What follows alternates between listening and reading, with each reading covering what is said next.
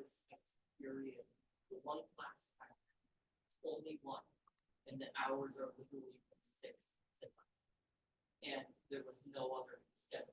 Yeah, it is. And we do this one. That would be a possibility. So it's not, yes, it's frustrating, but frustrating.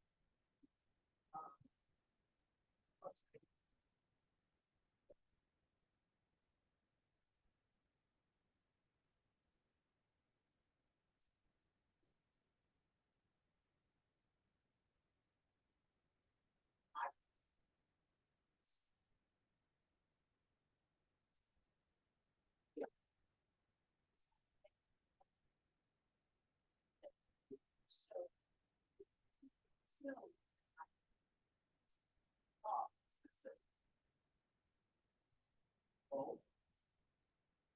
That. Still, and then there, couldn't realize how we start.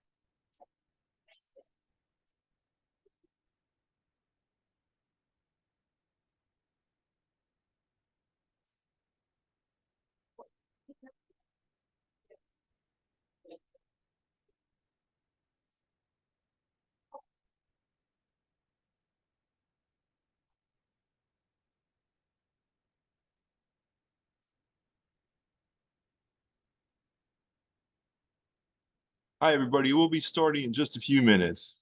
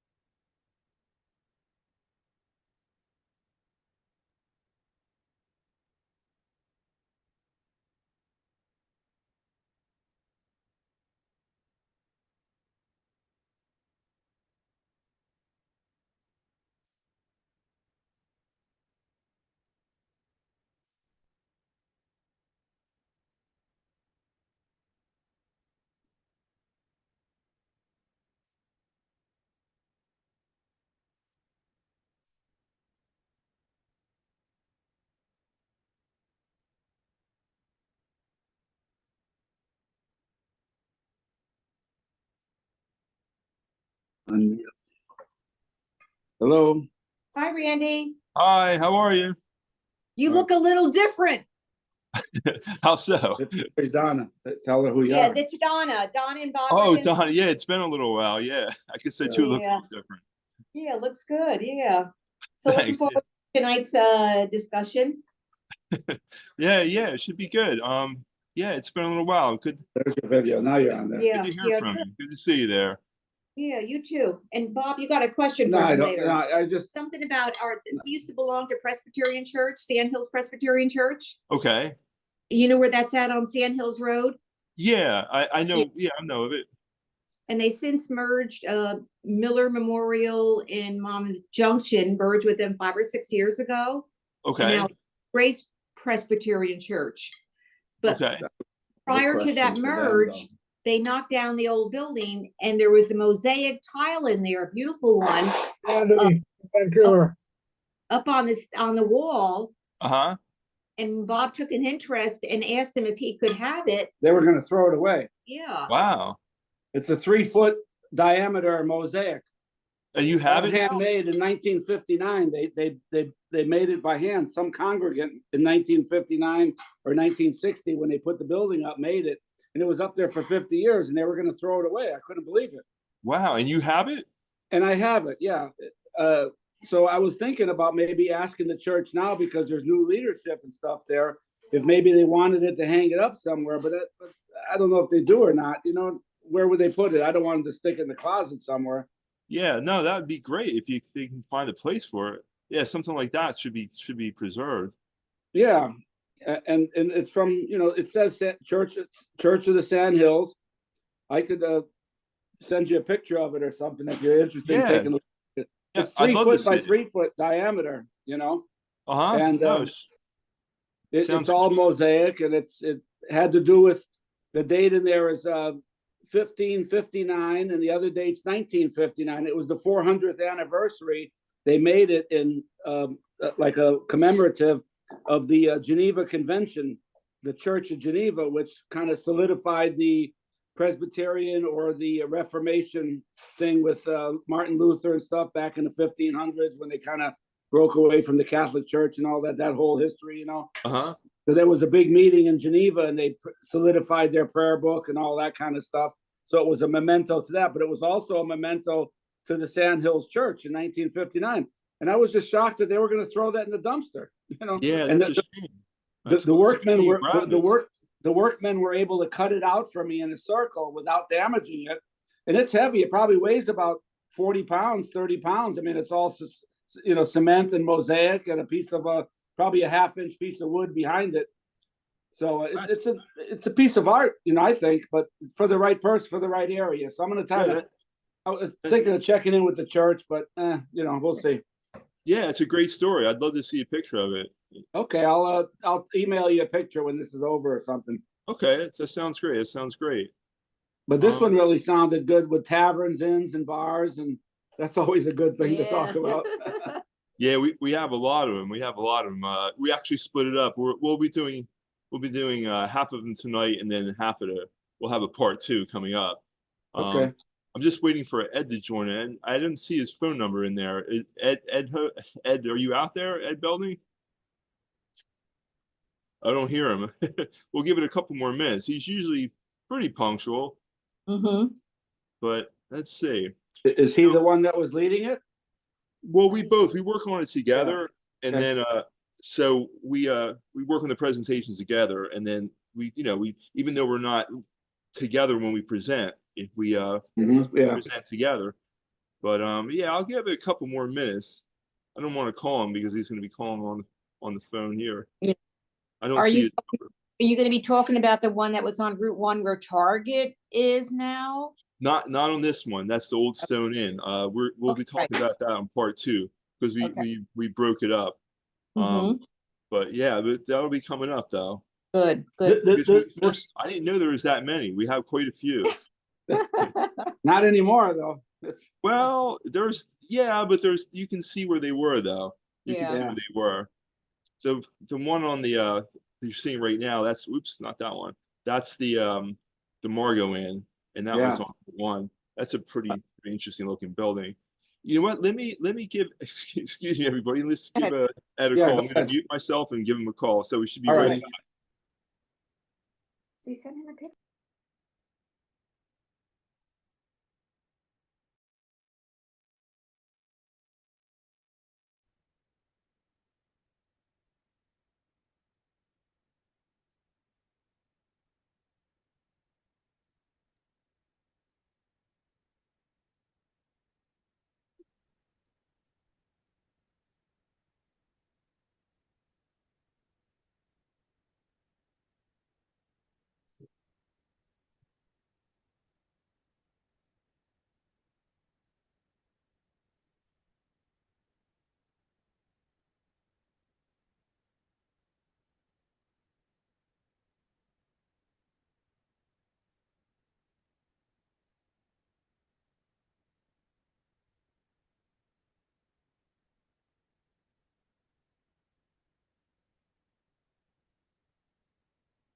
Okay, well, you know what? Hopefully Ed will catch up with this. I'm not sure. I just tried to give him a call. It looks like he's on the phone now. So what I'll do is I'll just start and hopefully he'll join in.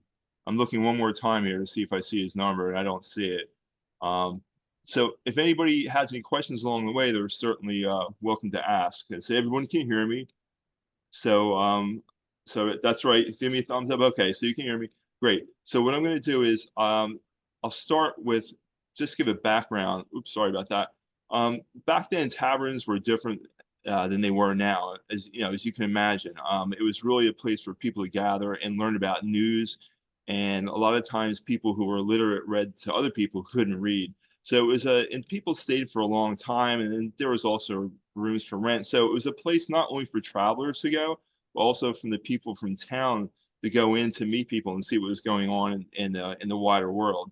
So it was a bit different than it is now. So let's see here before I get to the next one. Just checking in here. Yeah, okay.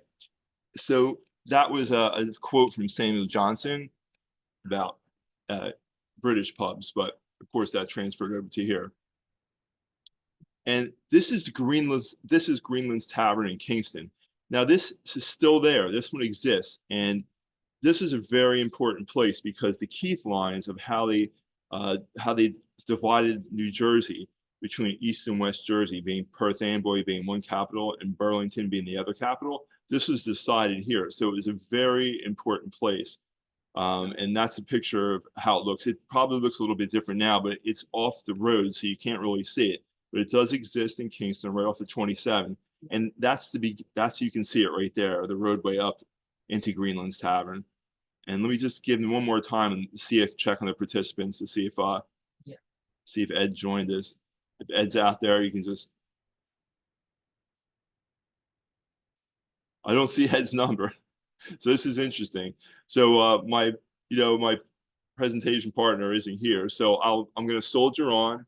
And if anybody has any questions, be certainly, you can ask, and I'll do my best to answer them.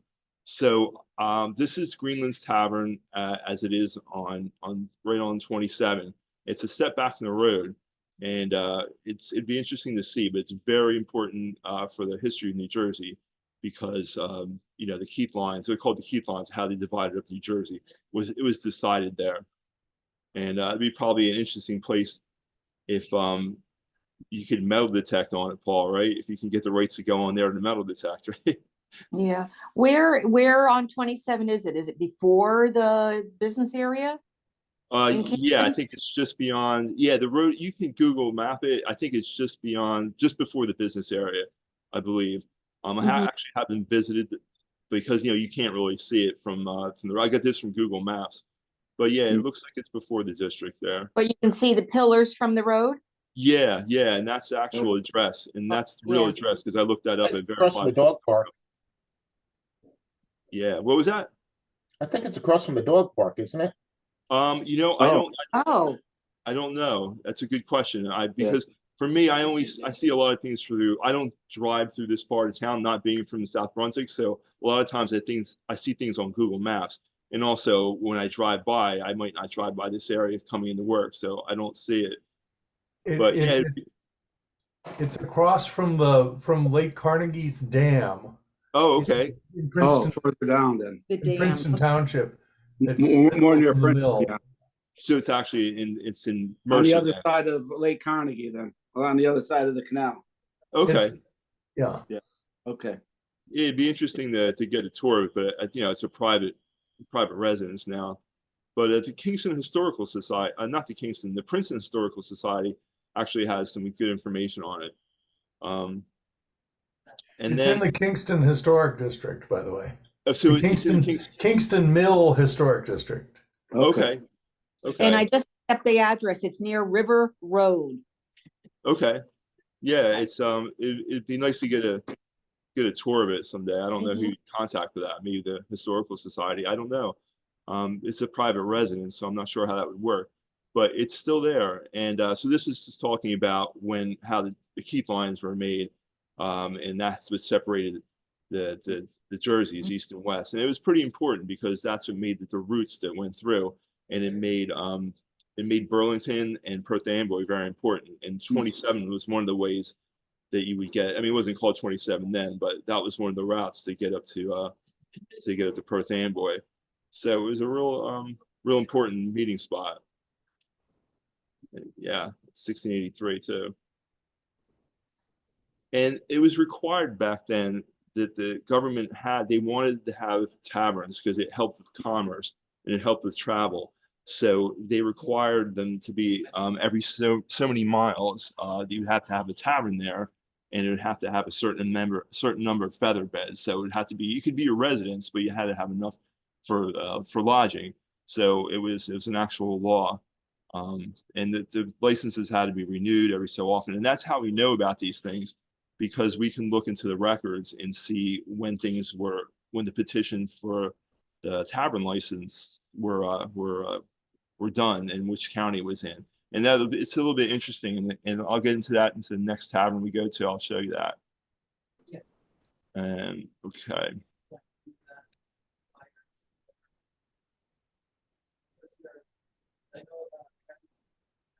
Yeah, and it was a place for mail delivery too, at public gatherings, and I think small cannons were fired so people would know when the mail arrived, and everybody would go over to the tavern.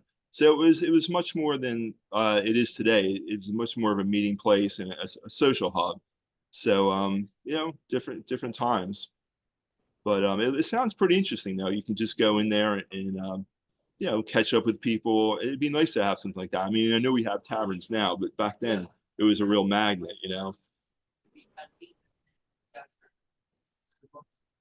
So the next one I'm going to talk about. Now, this one is interesting because this is Van Tilburg's, and it was called the Sign of the Mermaid.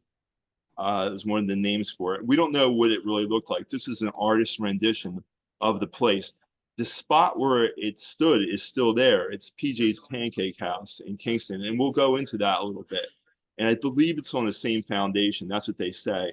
But right now, this place, Van Tilburg's, was actually it's actually part of Somerset, but back then it was part of Middlesex, and I'll go into the reasons why I discovered that in a minute. So George Washington and a lot of the governors. So a lot of people, it was a favorite of a lot of people, prominent people back in the colonial government. But this is what I found doing some research about Van Tilburg's. John Adams, when he was president in October of 1799, wrote about how much he liked Van Tilburg's Tavern to Abigail. And I have a picture. Here's just what he said to her. And he was writing this he was writing it, I think he was at around this area. It says in here, hold on a second, I'm sorry. But he wanted her to visit him up there. And I think he was in Trenton. I believe that's the story. He was in Trenton, and he wanted her to visit up there. I'm getting a call. Hold on a second. It might be Ed. Sorry about that. Hey, Ed, what's going on? Telling his wife. Did you Kingston.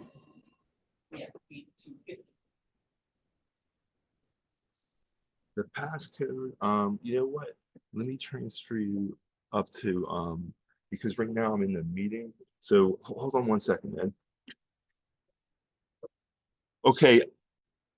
Sorry, I'll be right back. I'm talking to Ed on the phone. We had a little problem with connecting. I'll be right back. Sorry about that. And you could read about what John Adams said to Abigail.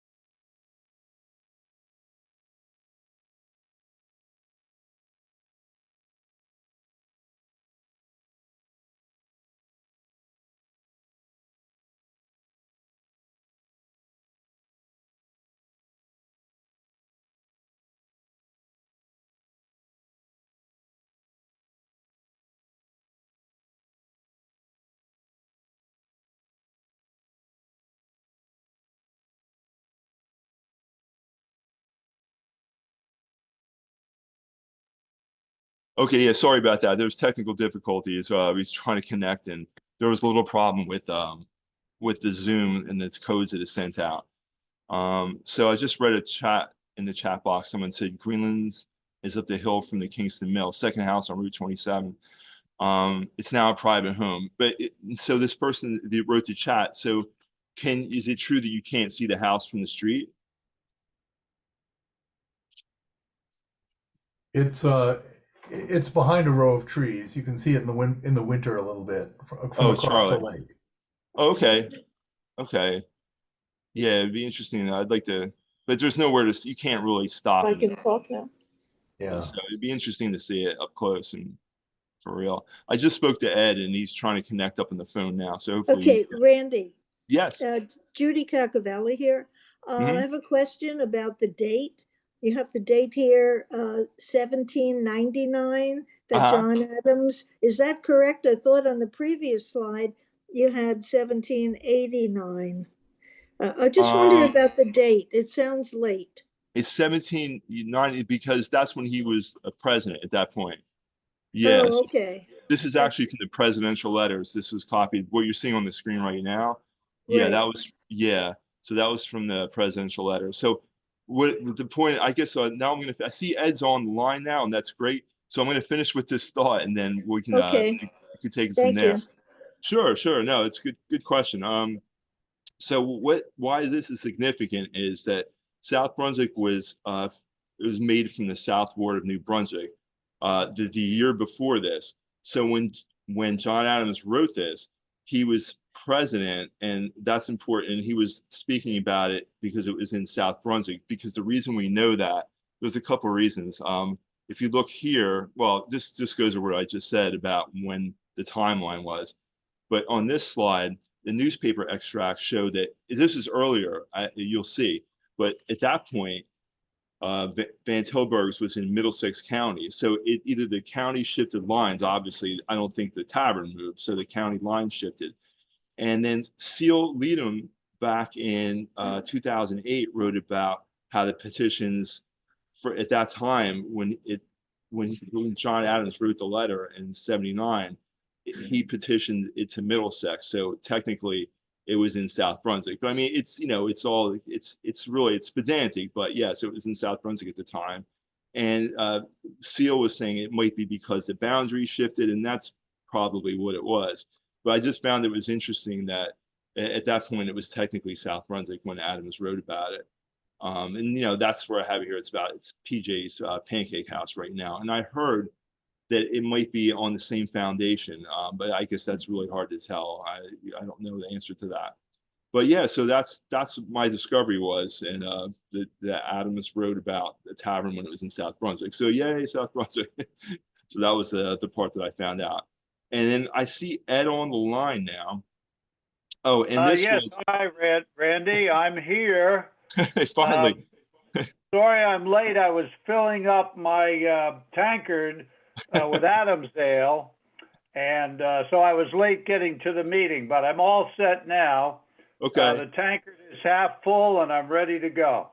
Okay, I'll catch you up. We talked about Greenland's Tavern and about how it was important because of the Keith lines, and we talked about Van Tilburg's and how at the time when Adams wrote about it, it was technically in South Brunswick. And I showed some of the things from the newspaper extracts, the quotes that it was in Middlesex, and when Hill Seal wrote about, at that year, the petition was filed in Middlesex. And right in front of us now, it's an artist rendition. My daughter, I said, hey, can you draw a mermaid and like make a sign that, that might have been at the tavern. So she made this sign for me, and, she indulges me with this kind of stuff. And yeah, she just made this sign, and that's what it looked like, supposedly, maybe. But I said to make a mermaid and, something that people would recognize, because I guess the idea was it would be a graphic representation. So that's where we are now, Ed. And now I'm switching over, right. And this is where Van Tilburg's is now. If you wanted to see exactly where it was, it's at PJ's. And okay, the next Randy, one is Whitlock Tavern. So sure, go ahead. Can I make a few comments? Sure. I'll backtrack on what you're saying. Okay. The beautiful sign you have there, the mermaid, like the Mermaid Tavern, would be the nickname for it. Right. The reason that they had those was because many people were illiterate. Okay, right. And when they recognized a sign by symbol or figure or whatever the case may be, then they knew that was the place they were looking for. So that's why they had these big elaborate signs showing the name of the tavern symbolically as well as in lettering, that type of thing. As far as the boundary line is concerned, that has always been a very interesting subject. The wandering boundary line between Somerset County and Middlesex County. Right. You would think with the King's Highway, Route 27, it would be an easy fix. You just run down the road and you're all set. The only problem is farmers were changing the path of the road, and that changed the boundary line between the two counties. A farmer would come along and claim a certain area that used to be the road and have the road go a different way. And I ran across a couple of maps. One map from the 1890s, I believe, shows Route 27, the upper road, how it is in that time. And then the person who drew the map put a dotted line where the old road went. And it wanders way off of where Route 27 is now. So that's your problem with saying that this place was in Middlesex County or this place was in Somerset County. They changed. It shifted. Yeah, and another thing you have to keep in mind, John Adams was not up on exactly where the border was. Yeah, So he could have visited in Kingston and thought he was in Middlesex County, and he was really on the Somerset County side. Yeah, I'm sure it wasn't on his mind. That might help to explain that situation. Yeah. So yeah, and there's other instances where I think they straightened the road out, not right there, but I read about what we're going to talk about in a little bit about Woods Tavern, that they straightened the road out, and then that's when things shifted and went back and forth because we'll talk about that in a bit. Yeah, so the straightening of the road also changes boundaries too. Right. Well, the ideal of a straight road, the best we came to it was in 1804. When they started to work on what they called the straight road, and we know it now as Route 1. Yeah. And that was nicknamed the straight road because they built it on purpose that way. Yeah. Interesting. Not many curves on there. And Route 1 used to be Route 26, and Route 130 used to be Route 25. It was 25, 26, 27 in a row. Yeah. The names have changed quite often. Yeah. So now we're switching over across the way over into we're going to talk about the Whitlock Tavern. So Ed, I have a picture of the Whitlock Tavern up here, and I have some information on another screen, but let's talk about the Whitlock Tavern. I had the piece that William Baker wrote in '73 about how it's transferred to John Baricolo and then the Erickson and Evans and everything like that. So let's talk about Whitlock now. Okay. Randy, do you want me to read the application for a tavern license? Sure. Now, or did you have some introductory words on the Whitlock? No, actually what I have on there is just about what Baker talked about, how it transferred and how it was conveyed in 1750 to Baricolo. So I have that up on the screen. But if you want to talk about, that'd be great if you talk about the tavern license. Let me take you back to the spring of 1788. Okay. And what I did was find the document that is the application for a tavern license. Actually, it's a renewal of a tavern license, and they had to do that every year. I think the thing that's interesting is that you needed on your tavern license the signatures of 12 upstanding gentlemen.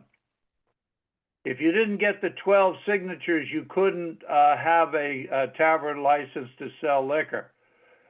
So let me read this to you. I believe it's quite interesting, and this application is done by James Whitlock. To the Honorable Court of Common Pleas to convene at New Brunswick for the County of Middlesex the first Tuesday in April 1788. The petition of James Whitlock, innholder at Crossroads in South Brunswick in the County of Middlesex aforesaid, humbly showeth that whereas this James Whitlock hath kept the tavern where he now dwells a year past, and has given general satisfaction to all those who have visited his house, and being provided with all things necessary for keeping a public house, as the law directs, we, the subscribers, do pray the court grant him a license to keep tavern the year ensuing, for which your petitioner is duty bound. Shall we pray? South Brunswick, March 20th, 1788. Now listen carefully to these signatures. Isaac Britton, Richard Sealiver, William Armstrong, Nathaniel Britton, Derek Griggs, Samuel Griggs, Thomas Nixon, Nicholas Britton, Garrick Terhune, Samuel Wetherill, Henry Cock, and last but not least, Cornelius Vanderbilt. And this was awarded to him from the court in New Brunswick. I think what's fascinating is the signature. We have in our archives the signature of Cornelius Vanderbilt. He, of course, lived in New Brunswick, and I believe that when they took this to New Brunswick, that's when he signed it. And he was probably familiar with the Whitlock Tavern and probably had visited it, and therefore he signed it. Yeah, that's great. The other thing that's in it is the use of the term public house. And public house with a K at the end of it was a way that you could say tavern or inn back in those days.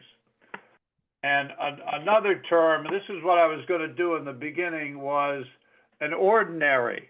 You could call an inn or a tavern an ordinary. And these are all places that could sell liquor. And also you had in those days coffee houses. And I haven't come across a coffee house in South Brunswick. But basically those were in the urban areas, such as you have a coffee house in New Brunswick. And the last term that you need to know is an illegal tavern. And that's somebody who has a house where they sell food and drink, but they don't have a license. And a license back in those days cost you around $10. Okay, Randy, that's what I have on the Whitlock, and I have the poem, which I'll save at the end, okay? Okay, yeah. I have a question. Sure. Okay, on this description here, you say the brick building located on the westerly side of George's Head? George's Road. Let's see. Do I have a typo? Let me see. Okay, I thought. Oh yeah, I'm sorry. You know what? I can tell you why that happened. It's because that's a mistake on my part. I apologize. Because I was copying this from a text from 1973, and when I copied it from a PDF, it had errors and stuff, and I didn't correct that one. So yeah, thanks for catching I that. just wondered if that was another name for George's Road. No, well, not that I know. I think that's just a mistake. Okay, all right, thank you. Sure. Randy, I can clear up George's Road for you. Okay. The two roads that you had back at this time were, of course, Ridge Road and George's Road. Right. But George's Road comes from George Riscaric. It's not named after King George. A lot of people make that mistake. George Riscaric ran a tavern down in Cranberry. and I've told this story many times, but he wanted more patron traffic. So he built a road from Indians Ferry in New Brunswick all the way down to Cranberry, and that became his road, and they called it George's Road. Right, right. Yeah, that's great because a lot of people think it's King George. And yeah, Right. it's a good point. Is this Um, building next to La Taverna? it is La Taverna. Yeah, this is La Taverna. Aha, Yep. ah, So that's the one tavern that's still existing as it was back then in this presentation. So we're Right, gonna and have, don't forget, it was Fat Eddie's at one time. well, Oh, yeah. that's the next slide. So Fat Eddie's you have to mention because whenever Right. people mention Fat Eddie's, they talk about how great it was, and I've heard about it. So I know that everybody from South Brunswick around there remembers Fat Eddie's. So these are some of the other places. It was a Chinese restaurant. I think I don't know if I remember that. And Dayton Diner. I now remember La Taverna. Chinese. I remember the diner. Yeah, yeah. What year do you think that was? In '90s, right? Maybe. 90s, yeah. In the 90s, the diner was there. Yeah. Chinese place was there in the 90s. Yeah. Yeah, but Fat Eddie's is famous. The building's changed a little bit. Yeah, it's amazing the upstairs how big it is. For a building that size, they have like a meeting room upstairs, like a private room. It's pretty good size. You can even tell from here. We were But, there a couple weeks ago on a Friday, Yeah, and parking lot was packed, and then there was a busload of people, and I said, where in the world do they fit? Upstairs. And I guess there's enough room there. yeah. It's a pretty big room upstairs. We're toying with the idea, and let me put this out there. Let's see what everybody out there thinks. We're toying with the idea of having a presentation once the weather is nicer. I would have to ask them if we can have one of our meetings upstairs, and then we could talk about pubs and taverns Yeah. right in a tavern. So that's something I'm going to find out about and see if we can do, because I thought it'd be great because we'd be right in the building. Red dress. Yeah. I'll drink to that. Yeah, right. Then we can go downstairs and have a drink, right? Just like you. Yeah, Randy, Yeah. there are rumors that the place is haunted also, and we need to check good. that out. All right, so much better. Yeah. We were, like I said, we were there recently. The room, as soon as you go in on the left, and there was a portrait of a young girl in a beautiful red dress. And I asked the server, and they didn't know, but I just wonder if it was somebody from way back then. Yeah. Well, yeah, we can find out. I know they Yeah. have an interesting door in the back. There's like a small window where you can open it up, and it looks like something that would be back in the speakeasy days when you would ask who was there, and if you had a password, you could get in. So the door is pretty interesting there by the parking lot. Wow. But yeah, and then so that's a possibility. I'll let everybody know about that, and I'll try to sell them on the idea. But I think it'd be a great meeting. So more to follow. But now I have up here on the screen, and Ed's going to read his poem that he wrote about it. So Ed, you can take it away. I have all the text up there and the picture in the background, and you can take it away. Okay, thanks, Randy. This comes from my chap booklet entitled 17 Places. These are historic places in South Brunswick, and of course, the Whitlock Inn is one of those places. So here goes. It's entitled The Heart of Crossroads. Once, a long, long time ago, more than 80 years, before the War of Independency, old James Whitlock dreamed of building his own public house along George Riscaric's Pike at the 5 corners of Crossroads. Once his dream turned into action, beam by beam, brick by brick, and 2 1/2 story in, true to the stock Georgian plan, rose to rake a southward sky, crowned by a slate gable roof and chimneys stout and strong. Once proper folk were welcomed here for fancy banquets, voting, public meetings, and the like. Coach travelers came and went, walking the wide board floor, admiring hand-carved banisters, mantel, and grand fireplace. Once, country fairs were held here, on the grounds, second Tuesday of each month, when merchants came with war-filled wagons, luring folks, proper or not, who thanked the second owner, mine host James Barraclough. Once cattle drovers on starry nights came to rest their weary bones before heading on to market in Philadelphia or New York, halfway with livestock safely penned in third owner Will Skank's yard, and they asleep in the carriage house. Once this venerable Whitlock Inn, then Barraclough Tavern, changed owners many times. After Skank came LaForge, then Manning, Erickson, Evans, Fat Eddie Grooms, and more. But the place still proudly stands, the heart of Crossroads. Thanks, Ed. That was nice. You got it.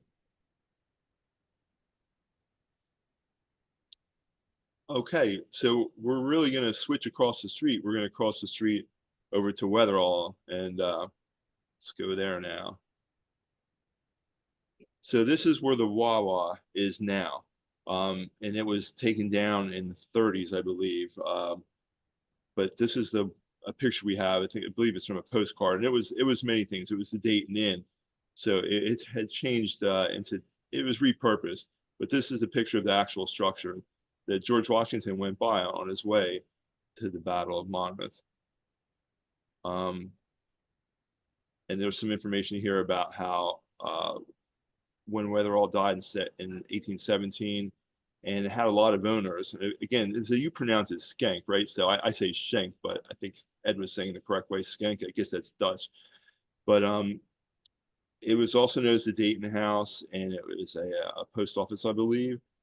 But I found an interesting note that Seal had written, that when they dismantled this in the 30s, they were amazed at the timber that was in there. They were really large pieces of timber. So that was an interesting note when they took it down. Too bad they had to take it down in the 30s, but they found that it was really built well from back in a couple hundred years ago.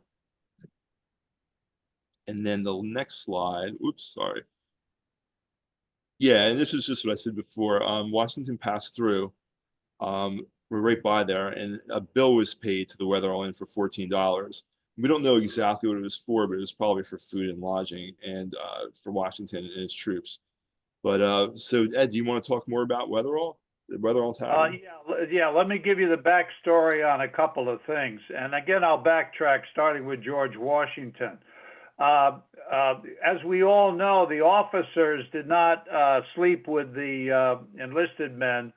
They were, most of them, when they came through South Brunswick, coming along Ridge Road, they were on the Longbridge Farm property. So back in Monmouth Junction, as we know it now. Some of his officers, and he may have even stayed at the Weatherall Tavern or Weatherall Inn. And that was George Weatherall's son, Thomas Weatherall, that George Washington paid. Now, George Weatherall was the brother of John Weatherall, the most famous Weatherall from South Brunswick. And so John Weatherall was Thomas's uncle. And I'm sure that George and John put a lot of money into the Weatherall Tavern. And that's why those timbers are probably very strong, because John Weatherall was probably the wealthiest person in South Brunswick, so he went first class all the way. Anyway, the bill that Washington paid was probably for services rendered to horses and so forth at Longbridge Farm, because Thomas Weatherall not only was mine host at the tavern, but he was the manager of Longbridge Farm when the Lawrences weren't there. Okay, so that sort of explains that connection and the payoff there just before Washington marched on to the Battle of Monmouth. And I don't know, Randy, did you mention that the Wines Hotel was for a while the place where the Wetherell Tavern was? In other words, No, I didn't that mention was, wines. No. yeah, that was a name later on, and that was important in history too for a couple other reasons, but it's off the subject. But anyway, I wanted to mention that name because somebody might remember that too. Well, like, what was the Wines Hotel? Where was it? Well, it was where Wawa is now. It's the same structure as the Weatherall Inn, though, right? Yeah, Yeah, they okay. just took it over, maybe added on to it a bit, and ran it as a hotel. So it was the Weatherall, it was wines, and it was the Dayton Hotel. Is there any other name that it had that you know of? Not that I know of, no. Yeah. Okay. Yeah, that's a good point about wines because it is mentioned a lot. Wines is mentioned in history. Okay. So do you have anything else on Weatherall, or do you want to move on to the Oh, next no, one? somebody may have a question. Oh, sure. Okay. Sure, you absolutely. know, Any questions? Okay, I guess we answered them all. Okay, Yeah, so I was wondering where was the Long Bridge? You said that was in Monmouth Junction, the Long Bridge Ranches or Longbridge Farm. Long Bridge Longbridge Farms? Farm. Yeah. They don't know exactly where the mansion was, where the Lawrence family stayed during the summer. The Lawrences were wealthy folk out of Philadelphia. Both the father and son had been mayor for a spell in Philadelphia. They were quite well heeled, and they don't really count as the wealthiest person in South Brunswick. But if they had stayed all year to become residents year round, they would have been wealthier than John Wetherell, to give you an idea. Okay. But anyway, where Ridge Road, you know where past Murphy's funeral home? Yeah. And you go to the bend in the road, and then you head towards 522. Mm-hmm. Okay, Yeah. well, right where that bend in the road is, they're restoring a house. And that house, a lot of people claim is the Longbridge Farm Mansion. Oh. I don't believe that it is, but No. it was probably one of the houses on the farm. You have to keep in mind that the farm was over 1,000 acres, and it covered most of what we know of Monmouth Junction today. Mm-hmm. So that takes care of Longbridge Farm. It was a long ridge road on both sides, thriving before the railroads came in. And by that time, the Lawrence family was gone. They had nothing to do with the area. So it was huge. How many acres was it, Ed? I mean, it was Well, hundreds some of people acres, have right? estimated over 1,600 acres. Wow. I put it around 1,000 acres. You know, you hear different things, you see different numbers written down. But let's say between 1,000 and 1,500, you'd be safe to say that. So it Excuse was me? most of present-day Monmouth Junction, really. Yeah. Pardon me. Yeah. I just Go have ahead. some, sorry, the house that you were just referencing on Ridge Road, Yeah.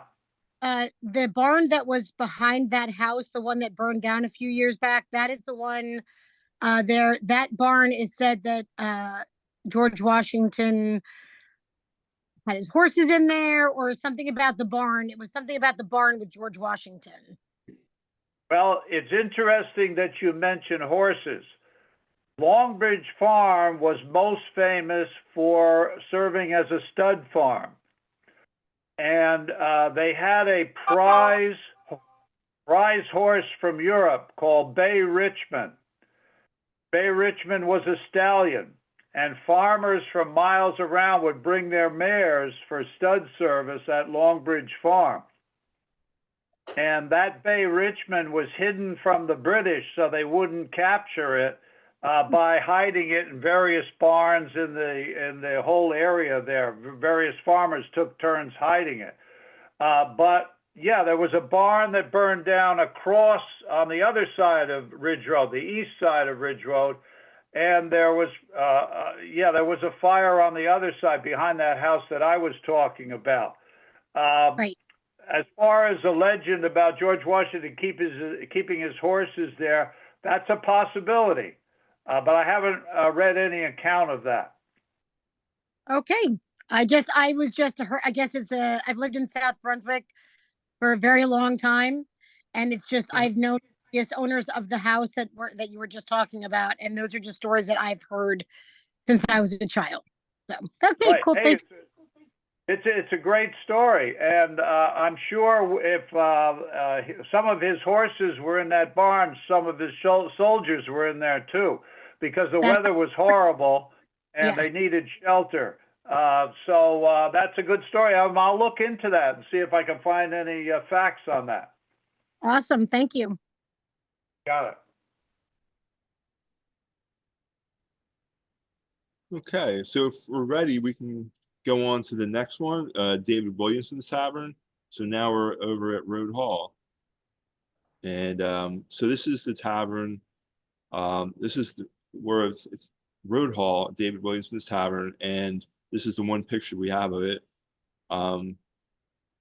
So it was also known, it was a halfway house, and back then it was a stagecoach stop. And so Ed could talk about that a little bit more. There's a lot of speculation about, there's a building that's in that area now that they speculate it could be the Road Hall Tavern, but I don't believe it is, because if you see the pictures, it looks much different structurally. But this was from this Union and Middlesex counties. I had this slide up just talking about the history of Williamson's Tavern, and then how there was a driving park there. Go ahead. That one you're showing, Randy, is small. The Road Hall Tavern Inn would be larger than that. Now Road Hall turned into nothing really, just a name. We have it on one of the streets and in legend and story and so forth. But at one time they thought it was going to be a village like Kingston, because Kingston is along what's called the upper road. The lower road, and you mentioned a halfway point. This was the traditional halfway point, the Road Hall Tavern, along the lower road. And the lower road connected with Lowry's Road. And in the old days, this connected the two capitals of the Jerseys, East Jersey and West Jersey. So the road ran from Burlington to Perth Amboy via South Amboy, known as Radford's Landing back in the day. And so you went to South Amboy, then took a ferry over to Perth Amboy, and that way you could get back and forth from one capital to the other. And the governor of New Jersey used to spend some time at Burlington, sometimes at Perth Amboy, like William Franklin. He started out in Burlington and ended up in Perth Amboy, and then he ended up in jail. Okay, so the Road Hall Tavern, as I researched it, the Road Hall, the road name comes from the Scottish. There's supposedly a place or two in Scotland that have that name. And the Williamson and the McDowells, those are the people who operated the Road Hall Tavern. And so there's a Scottish connection to Road Hall. And it thrived until people started to favor the upper road. And that one was the one that connected Trenton to New Brunswick. And that became the main road, and the where Road Hall was became a secondary road. So then business died down. But it lasted for several years. And as I say, if you had more settlers there and more businesses and so forth, you could have had a little village like Kingston where the Road Hall Tavern was. But you know, where you have Cranberry South River Road, that's the area I'm talking about. Yeah, it's like on the edge of the township. Well, and interestingly enough, Road Hall back in those days was on both sides of the road. You know, like Kingston is on both sides. Well, road hall was also considered on both sides. So that's another interesting parallel. So what you mean it was Monroe or in South Brunswick? What did it straddle? It straddled that Cranberry South River Road, as we call it today. Okay. So in other words, you had some buildings on the other side that were considered part of Road Hall. Actually, at a time, you had two taverns. You had one on the east side of the road, and you had the Road Hall on the west side of the road. Okay.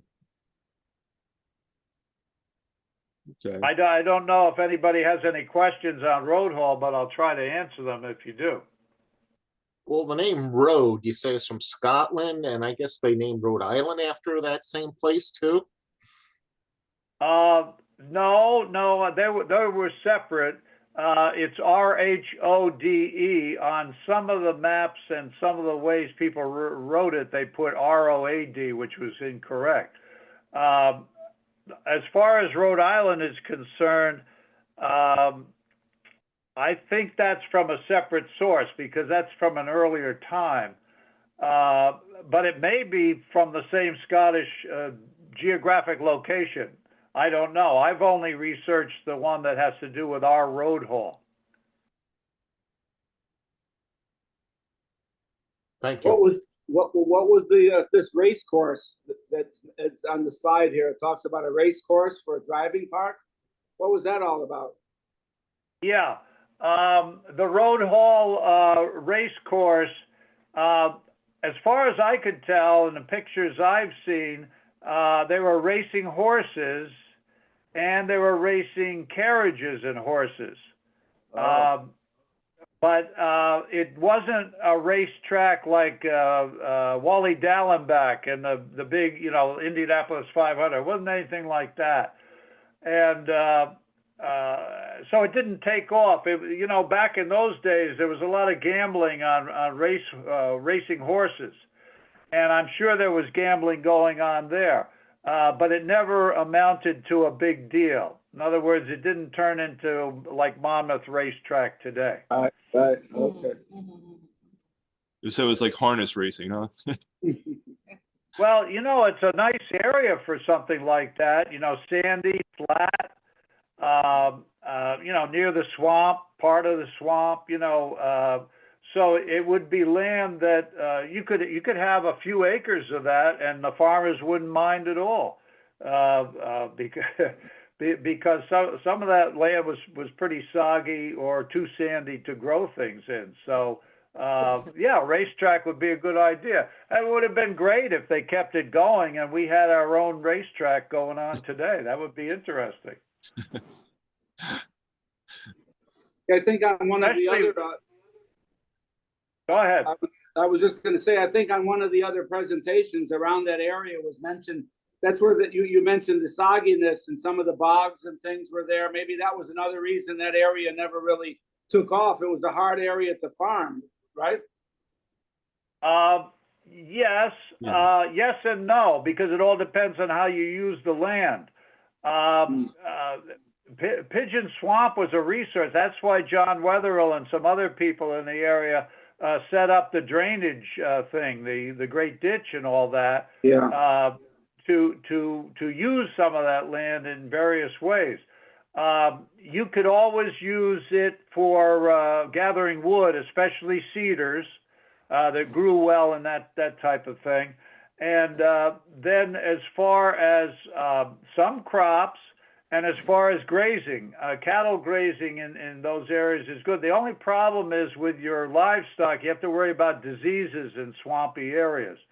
And so it was a nip and tuck type of thing. But Pigeon Swamp was not as forbidding as the name implies. The farmers were using a lot of that land for various reasons. And there was always trapping of animals and hunting and that sort of thing. So it was valuable to the farmers. They didn't just let it go to waste. And as I say, with the draining of areas of it, they were able to use that land. It's just that, you know, those swamps get the moniker of badlands, and you can't use them. They're foreboding, and don't go near those swamps. They're filled with evil spirits and all that. Well, that's for the writers of fiction to do. The farmers around here were more practical than that. So a lot of Pigeon Swamp was put to good use. Just take Fresh Ponds as an example. That's actually part of Pigeon Swamp, and the farmers of Fresh Ponds did very well there. Okay. Yeah, I remember when I was younger, back in the 60s, my mother and I would drive to visit my aunt in Englishtown. And whenever we went down Pigeon Swamp Road, it had like an eeriness about it. It was kind of spooky, and just, I Yeah. couldn't wait to get to the end of the road. Right. That's why I have written about it, and I've capitalized on that spookiness.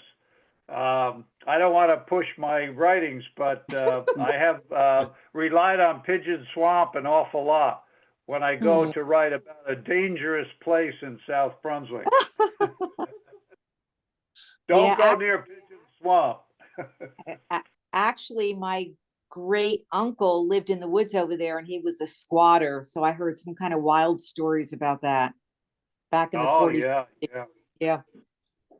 Yeah, that's great. You should write that down, because squatters are people that, you know, they don't show up on the census, and they don't show up in the legal documents and all that, landowners. And we need accounts of that, because in the early days in South Brunswick, I mean, we're wilderness as far as the people in New Brunswick thought. And we had a lot of squatters down here in the late 1600s and early 1700s. So if you can remember any of that, write it down and donate it to the history room in the library. We'll gladly take it and check it out. Okay. I'll see what I can find. Okay, good. Mm-hmm. Thank you. Thank you. So the next one we're going to talk about is the Woods Tavern. And I'll switch screens now. So this is the Woods Tavern. This is the 70s. I think this is from William Baker took this picture. But it's right there on 27 across from the Dutch Reformed 6 Mile Run Church. And this is the way it looked. I mean, this looks like it's from the 40s. But here, the reason why it's important not only as a tavern, but it was across the street from the 6 Mile Reformed Church. And a lot of people, when they were rebuilding the church, when it burned down, they stayed over, they lodged over at the Woods Tavern. And you can see the church is so beautiful. It's right across the street from the tavern. So it's a really striking structure there. And then we go. A notable thing was one of the tavern owners was Robert Priest, and he was a Revolutionary War drummer. So that was another part of the story. The Priest was an actual drummer in the Revolutionary War, and he owned that tavern after a while. In the 1816, that's when they rebuilt the other church. The other church was built in 1817. They rebuilt it. But the other part, again, with this borders going back and forth, they straightened the road, so the back of the tavern became the front. So you can see here, this is where you go by today. They used to have a windmill there. You can kind of see it there. It's not a windmill anymore, but the little structure is still there. And now that's the front. But if you see this on the right-hand side, this is the back of the church. You can see how that once was the front, and they switched the road around, and the church is right there in the background. So that is another example of the border shifting, like what Ed was talking about before, because of farms, or in this case, they said they straightened the road, and that's why it's like that. So what else do we have on the Woods Tavern? So Ed, there's a lot you could talk about with Woods Tavern. Do you want to talk about that? Yeah, Randy, I have a few things. I think the thing that you should remember about the Woods Tavern is that when the original Woods passed away, I don't remember his first name. I think it was William. I'm not sure. William Woods, yeah. It was William. But his widow, his wife, took over. And she was one of the few women in the South Brunswick area that ran a public house. And she was known as the Widow Woods. And that was the name of the tavern for as long as she was in charge. So we tend to remember it in history as Widow Woods Tavern. The reason is because she was in charge during the Revolutionary War years, and a little bit before. And you have to keep in mind that the Widow Woods Tavern and the 6 Mile Run Church and some other structures there made what turned into Franklin Park. And Franklin Park was again like Kingston, with part of it, half of it on the Somerset County side and half of it on the Middlesex County side. But the core of that Franklin Park was where the Widow Woods Tavern is and where the 6 Mile Run Church is. Now, the reason the 6 Mile Run Church kept the name 6 Mile Run, because the original church was built down near 6 Mile Run. Actually, 6 Mile Run is a couple of miles away from where the church is now. So when they built the new church, they kept the name 6 Mile Run. But that confuses people because they look around for the stream and they can't find it. It's up the road going towards New Brunswick. This, of course, saw the troops going back and forth on the King's Highway, Route 27, several times. The British with Cornwallis, Washington retreating from New Brunswick at the beginning of the war in '76. So there was a lot of war traffic going back and forth there. The Widow Woods was very busy, and she must have been a very strong woman. Yeah. It's hard to believe that that little building housed all of the workers.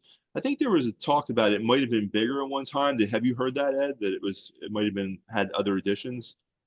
No, but Randy, you got to keep in mind when a tavern said they have a bed available, yeah, they've actually had accounts where 4 men had to share one bed.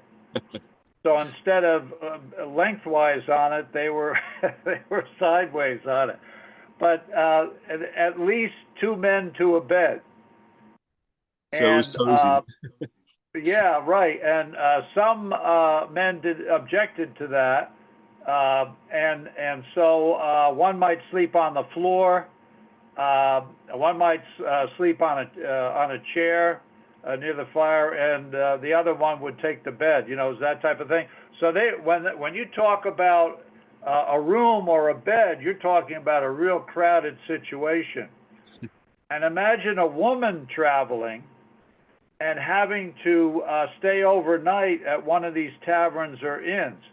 Now, this might separate the definitions of the two. An inn might provide a room just for women. A tavern usually was just for men. Okay. Women did not frequent, unless they were loose women, they did not frequent taverns. Oh. But women who traveled tended to look for a place where the accommodations were just for a woman. So, in other words, they had set aside an area for women. Okay, I didn't know that. Loose women. Thanks, Ed. Well, it takes a village. Yeah. And It was a so different that's a time. lot of different people wearing a lot of different stripes. From my understanding, I'm sorry. My understanding is most women, though, actually traveled from family or a friend to their homes more than to taverns. Oh, yes, definitely. Definitely. But every once in a while, Yeah. you had the situation.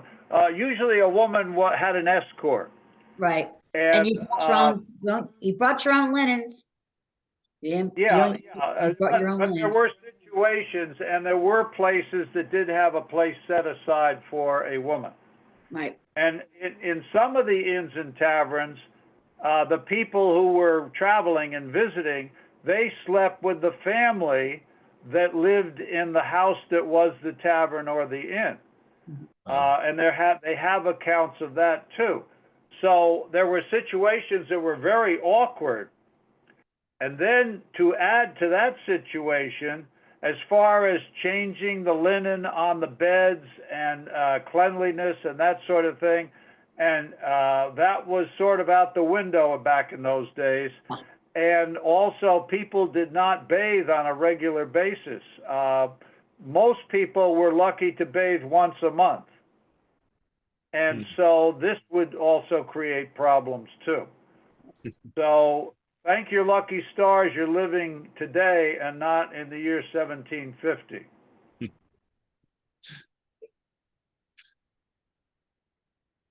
So does anybody have any questions about Woods Tavern? I mean, it's great to just drive by it. You can pull out and back and take a look at it, you know, you can just drive up. But it's one of the ones that it's great because it's still there and you can see the view of the church and get the whole feel of it that way. So I find it ironic that they had a tavern right across from the church. I guess some people could have, like, where were you all night? When the real tavern, you know, like their mother or whatever, young men saying, "Well, it's at church, Ma." You know what I mean? There were stories about people going into the tavern from the church, you know, to deal with the long sermons. You know, I've read anecdotal stories about that. So yeah, maybe there's something to that. Well, Randy, can I clarify? Sure. Now, this is coming from a person who doesn't drink at all, but they did have laws in those days that taverns and inns could not serve alcohol on Sundays, the day of rest. Okay. The earliest they could serve them on a Sunday would be when the sun went down. By that time, the church services would be over. So there really wasn't any conflict with the taverns and inns being open while church was open. That was a separate thing. But of course, the ministers and so forth were giving fire and brimstone sermons about not drinking and all that stuff. And excessive drinking was a big problem back in those days, like it is today. So that has always been a problem.